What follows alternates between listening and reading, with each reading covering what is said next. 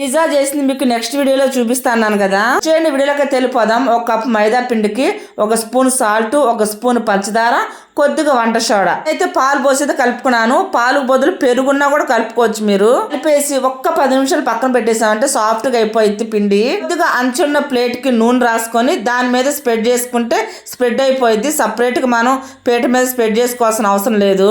పైన folk spoon ఉంటుంది కదా, అదేనండి నూడిల్స్ స్పూన్. దాంతో అయితే ఘాట్లు పెట్టుకోండి. తర్వాత టమాటో సాస్ వేసి మొత్తం అయితే స్ప్రెడ్ చేసుకోండి. చేసిన ఆనియన్, టమోటా, క్యాప్సికమ్. నా దగ్గర అయితే స్వీట్ కార్న్ అయితే లేదండి. స్వీట్ కార్న్ ఉన్నా కూడా వేసుకోండి, ఇంకా టేస్ట్ బాగుంటది. అయినా చీజ్ ముక్కలన్న కట్ చేసి వేసుకోండి, లేకుంటే ఇట్లా తురిమేసుకోండి. ఇదిగో మిరియాల పొడి, ఒక్క ఎండిమిర్చి కూడా క్రంచింగ్ చేసి అయితే పైన చల్లేసుకున్నాను. పాటి దబ్బర్లో సాల్ట్ గానీ కళ్ళుప్పు గానీ ఏదోటైతే వేసుకోండి. వేసుకుంటది కదా స్టీల్ స్టాండ్, అదైతే పెట్టాను నేను. చేసిన పిజ్జా ప్లేట్ ని పెట్టేసి 5 నిమిషాలు ఫుల్ లో 20 నిమిషాలు స్లో లో పెట్టేసేయండి. పర్ఫెక్ట్ గా మీకు పిజ్జా ఇంట్లో వేడిగా రెడీ.